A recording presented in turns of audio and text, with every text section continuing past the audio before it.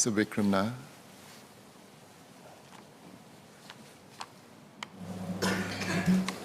I thank the Minister, two Ministers and the Senior Minister of State. I have one clarification on the China-US matter, and I think it's clear that Singapore has extensive and deep relations with both countries. Is there anything that Singapore has envisioned to try and bring both parties together on some of the difficult issues? Thank you.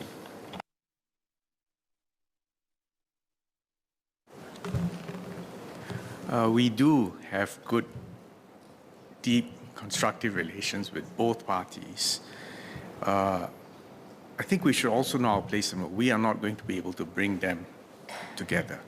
But what I would say is, as Singapore, I do not have the luxury of saying one thing in Beijing and then a different thing in Washington. So both Beijing and Washington know that when we analyze the situation and we take a position, it's not for one side or the other. We're not a stalking horse, we're not a proxy. We call it the way we see it, as a tiny city-state in the heart of Southeast Asia, dependent on world trade. And they also know that we will be consistently reliable, we're good for our word, and actually taking this kind of posture, being straight, being consistent, being very clear where we come from. In fact, I have found to be a very good and useful way to engage superpowers. So we know our place, but we also are useful and credible.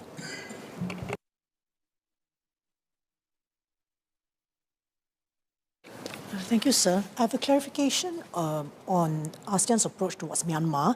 I believe both Minister and Second Minister touched on this matter. And from what I understood, there was an ASEAN decision to exclude the Myanmar junta leaders from ASEAN-level meetings because of disappointment with the implementation of the 5-point consensus. I think that decision was taken in November last year. But at the same time, we read that a month later in December, the Thailand Foreign Ministry apparently hosted a regional meeting which the junta leaders attended, and which was attended also by foreign ministers from Myanmar, Laos, Cambodia, and also I think from the Vietnam Foreign Ministry. I understood that Singapore declined to attend, together with perhaps the other founding members of ASEAN, Philippines, Malaysia, and Indonesia. So two questions concerning this. One, could Minister confirm our reasons for not wanting to attend this meeting? And secondly, does he think that the fact that some ASEAN foreign ministers attended shows that there is actually a difference of opinion or approach on how ASEAN should approach the Myanmar junta leaders and the situation in Myanmar in general? Thank you. Two good questions. Let me take a step back. What is happening in Myanmar is a tragedy. And it is not something that can be fixed externally. In fact, if you think about Myanmar since independence, if you go back 70, 80 years, the end of the Second World War, unlike the rest of us, they have never been able to forge a single all-encompassing consensus on identity and bringing all the component parts together. And that's why, you as well as everyone here will know that the Myanmar people themselves are talented, hardworking, as motivated as anyone else to get ahead and provide for their families. But unfortunately, the political situation has not enabled Myanmar to create a situation that's conducive for their own people. This coup, 2 years now in the making, has not helped. If you ask me for my opinion, I think it is a dead end.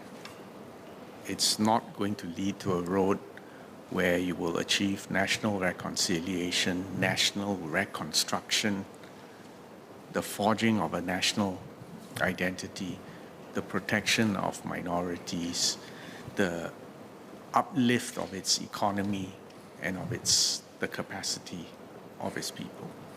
Now, having said that, we must also be very clear that we do not believe in foreign interference in domestic affairs. So nothing that we do can solve the problem if the key stakeholders within Myanmar society themselves are not prepared to sit down and have an honest-to-goodness conversation with each other for the sake of the future of their people.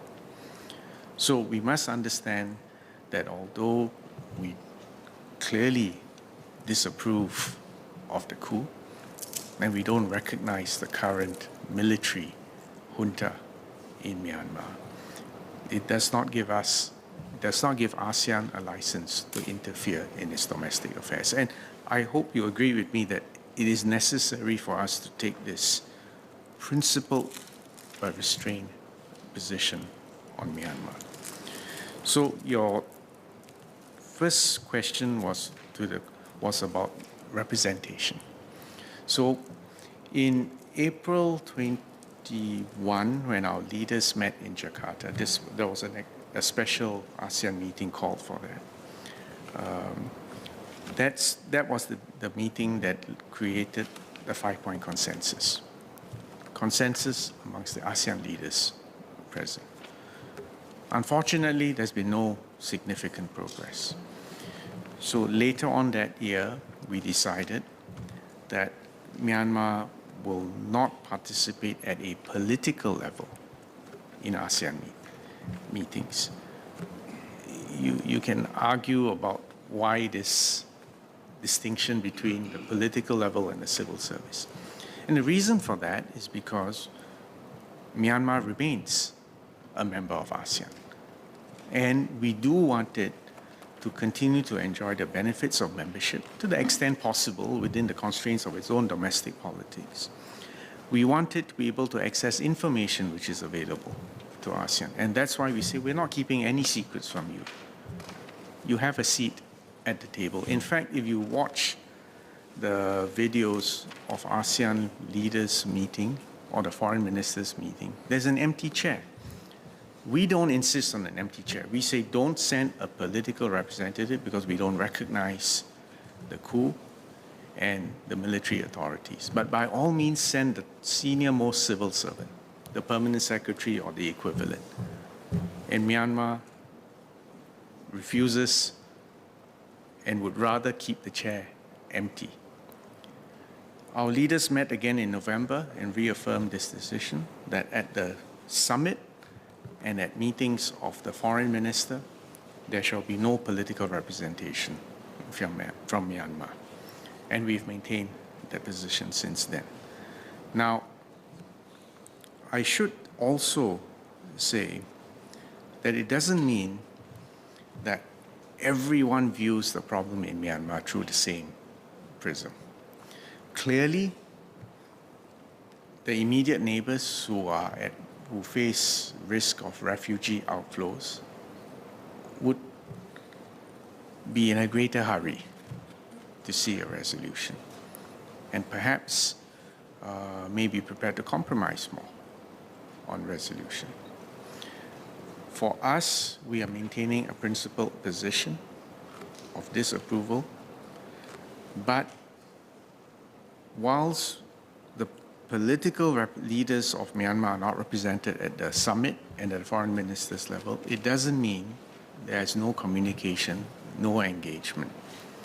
And I think we need to maintain those lines. So to give you a short answer, why did I not go for that meeting which was apparently convened by Thailand? First of all, it was not an ASEAN meeting. It was a bilateral meeting between Thailand and presumably the junta leaders, and he opened the invitation to others. I didn't think our participation in such a format would be helpful. But have I spoken to the people in the junta in the past? Yes, I have. Will I speak to them? Yes, I will, but what will I tell them? I will tell them what our views are and that we will not interfere, but we do not want to make things worse. And our suggestion is stick to the 5-point consensus, release the political detainees, allow Daw Aung San Suu Kyi and President Win Min to sit down at a table and discuss the future with the military authorities in Myanmar. So I hope you understand why we have, a certain amount of restraint, but at the same time, effective engagement is necessary. But let's have no illusions. I think this is a very difficult and complex problem. I have no idea how long it will take to resolve. Mr. Chua, Mr. Lusang.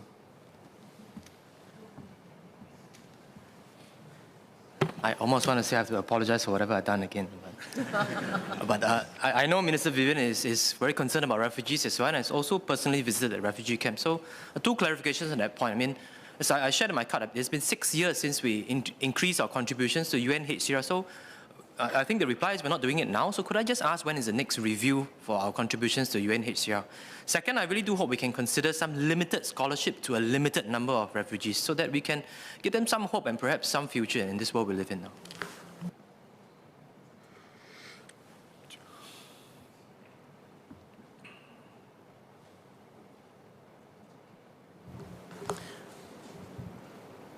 Like Mr. Louis Ng, I've been at the refugee camp in Cox's Bazar in Bangladesh. But even that was some years ago. And first thing I should say is Bangladesh has in fact been extremely generous all these years in hosting and supporting the refugees. And if you had gone to that camp, you would also have noticed that there are multiple agencies, multiple UN agencies, and in fact other countries also who are providing assistance. Unfortunately, the real solution is not just assistance at the camp, even though that is urgent and essential. The real solution is national reconciliation and peace within Myanmar, because without that, the refugees will not, or will choose not to return home, because they worry about their safety for themselves and their family members. So we continue to support and to work through ASEAN. So for instance, we have the ASEAN Humanitarian Assistance Package, and we have a center. We send teams on the ground to do needs assessment, and depending on their reports, we will be prepared, if necessary, to step up assistance to the people on the ground in Myanmar. So the answer is not no. The answer is we hope for a definitive solution, but in the meantime, assistance will be needed, humanitarian assistance will be needed, and we will continue to do so, primarily working through ASEAN.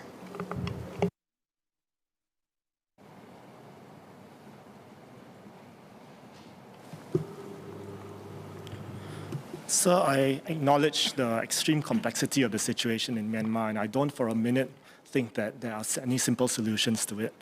However, I would like more clarity on the Minister's answers to my questions just now. I asked, has Singapore ever pushed at the ASEAN summit for a decision to be taken by a vote on issues where arriving at a consensus is impossible? As the Minister alluded to, this is provided for in Article 22 of the ASEAN Charter. So just now, the Minister mentioned that Myanmar's participation at the political level was reduced. Was that decision to bar Myanmar's participation at the political level arrived at by consensus, or was it a vote? More fundamentally, is Singapore open to considering alternative decision-making mechanisms at ASEAN?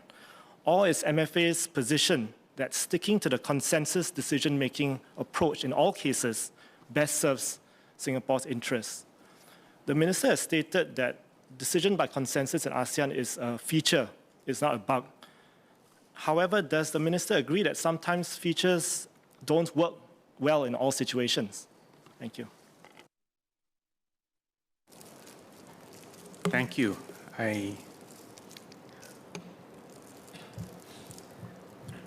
No other regional organization, if you just look at the 10 of us, or soon to be 11, the great diversity in the economy, forms of government. You've got absolute monarchies, constitutional monarchies,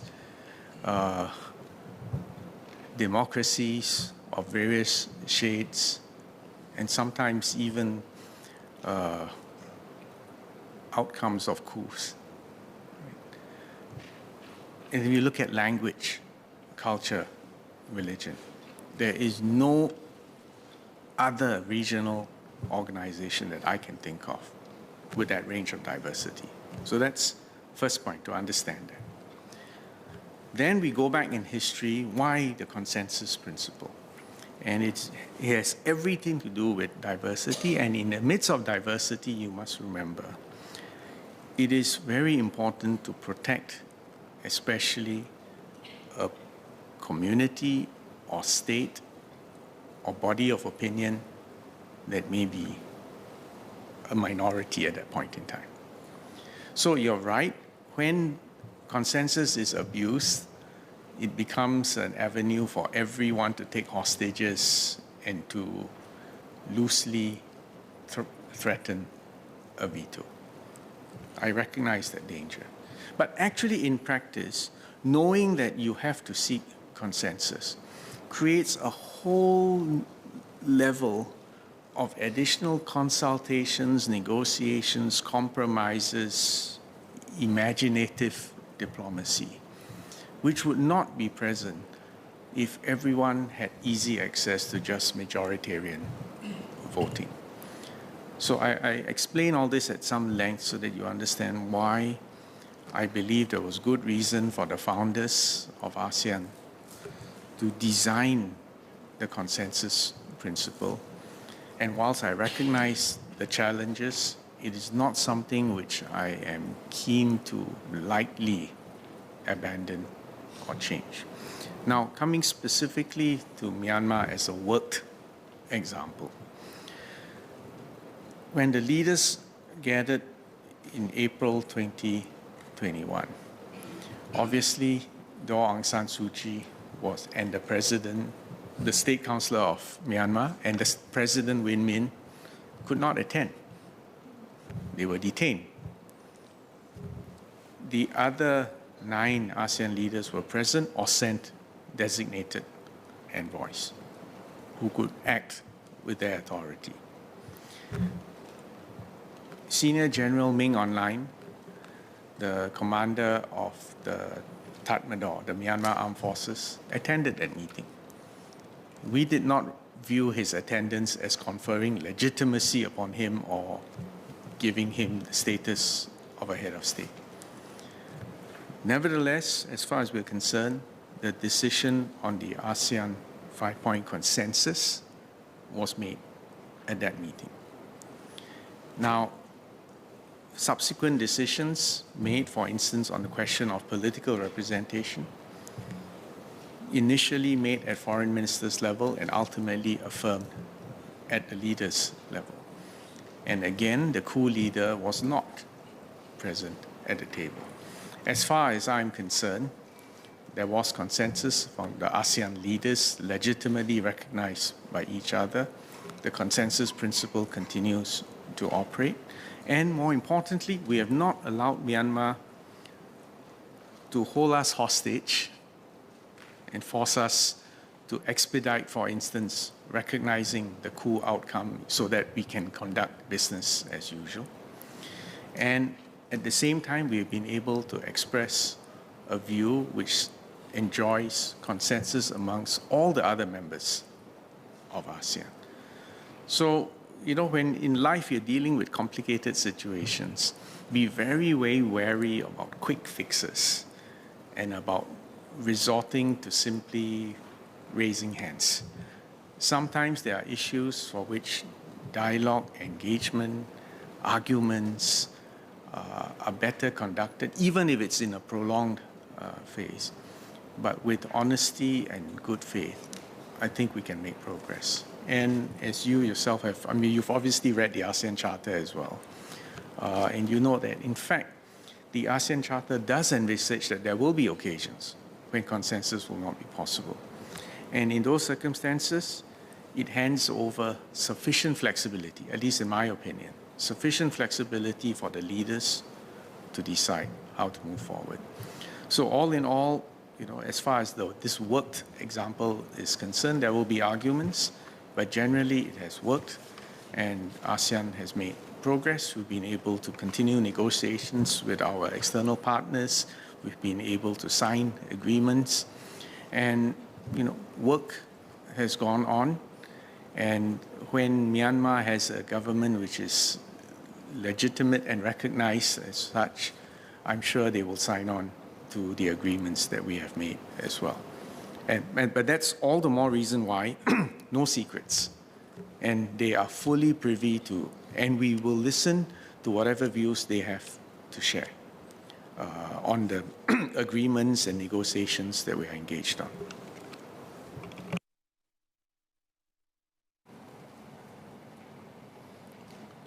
Thank you, Chairman. Just a quick question for the Minister. This is with respect to his comments on works that have been temporarily halted on Pedra Branca.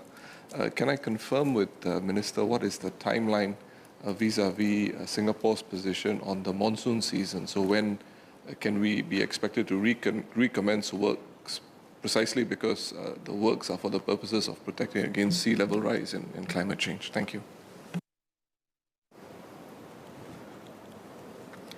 I am not going to give you a specific date because, in fact, ongoing discussions are occurring with Malaysia. So I don't want to complicate it by making public announcements at this point in time. But just to reiterate what I said just now, right? We are sure that our development work is necessary and that it is fully in compliance with international law and our rights, and we will proceed in due course. But let's us continue this discussion with Malaysia for the time being. There is a deadline, but I do not want to make a public pronouncement yet. I'm sure you'll understand. Would you like to withdraw your amendment? I'd like to thank Minister Vivian Balakrishnan, Second Minister Maliki Osman, and SMS Siman for sharing with us the works of the ministry, and to also thank all the civil servants in our embassies all over the world.